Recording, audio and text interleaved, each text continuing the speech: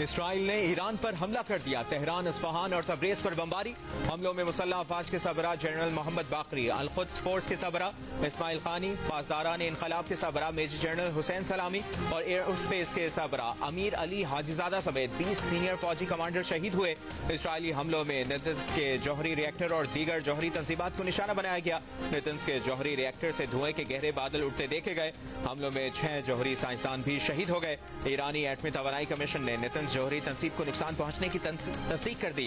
Tehran اور تبریز سمیت 12 صوبوں میں اسرائیلی حملوں میں 78 افراد جاں بحق اور 300 سے زائد زخمی ہوئے۔ اسرائیل نے ایران پر مزید حملوں کی دھمکی بھی دے دی۔ اسرائیلی حملوں کے بعد اتوار کو مسقط میں ہونے والے امریکہ ایران مذاکرات منسوخ کر دیے گئے۔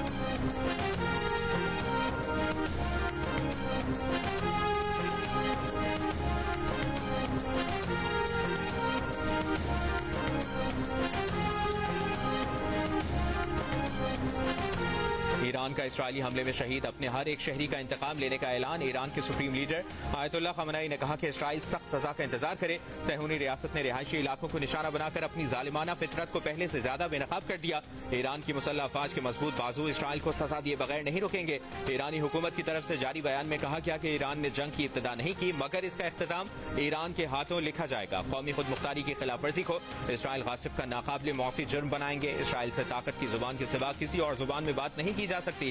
ایرانی شہر مشہد اور قم میں مقامات مقدسہ پر ہزاروں افراد جمع۔ قم میں واقع مسجد پر سرخ پرچم لہرا دیا گیا۔ سرخ پرچم انتقام کی علامت سمجھا جاتا ہے۔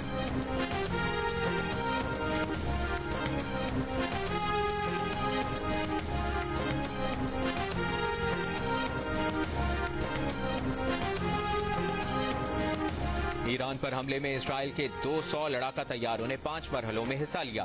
حملے میں درجنوں ریڈارز اور زمین سے فضا تک مار کرنے والی میزائل لانچرز کو تباہ کیا۔ اسرائیل کا ایران کے فضائی دفاعی نظام کے خلاف بڑے پیمانے پر حملہ مکمل کرنے کا دعویٰ۔ اسرائیلی وزیر دفاع نے دعویٰ کیا کہ ایرانی انقلابی گارڈز اور ایئر فورس کی لیڈرشپ کے زیر زمین اجلاس کو نشانہ بنایا گیا۔ حملے میں پاسداران انقلاب کی اعلیٰ کمانڈ کے ساتھ ایرو اسپیس کے سربراہ بھی مارے گئے ہیں۔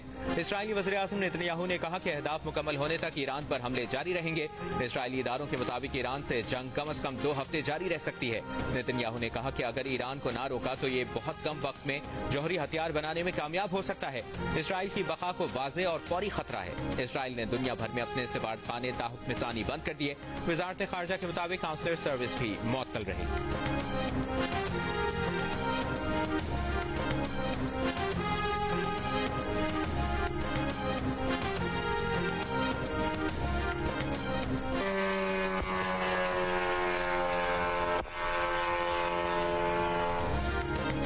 اسرائیلی فوج کا ایران سے بھیجے گئے تمام ڈرونز مار گرانے کا دعویٰ۔ اسرائیلی میڈیا کے مطابق اسرائیل بھیجے گئے ایرانی ڈرون عراق سمیت مختلف مقامات سے لانچ کیے گئے۔ اسرائیل شام کی فضائی حدود میں ایرانی ڈرونز کو ناکارہ بنا رہا ہے۔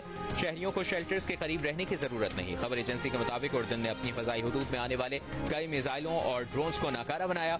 اسرائیلی حملوں کے بعد ایران، عراق اور اردن کی فضائی حدود بند کر دی گئیں۔ ایرانی حجاج کی واپسی کی پروازیں تاحکم ثانی منسوخ۔ عمان میں سائرن حکومت کی شہریوں کو گھروں میں رہنے کی ہدایت۔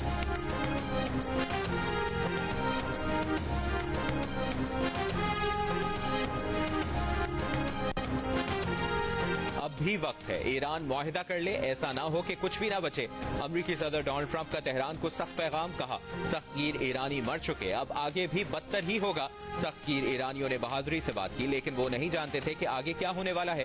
ایران نے صورتحال کا خاتمہ نہ کیا تو آگے ہونے والے حملے زیادہ سنگین ہوں گے۔ امریکی صدر نے کہا کہ ایران کو بتایا تھا کہ امریکہ دنیا کے بہترین ہلاکت خیز ہتھیار بناتا ہے اور اسرائیل کے پاس نہ صرف وہ ہتھیار موجود ہیں بلکہ اسرائیل ان ہتھیاروں کو استعمال کرنا بھی جانتا ہے۔ اس سے پہلے بہت دیر ہو جائے، ایران کو معاہدہ کر لینا چاہیے۔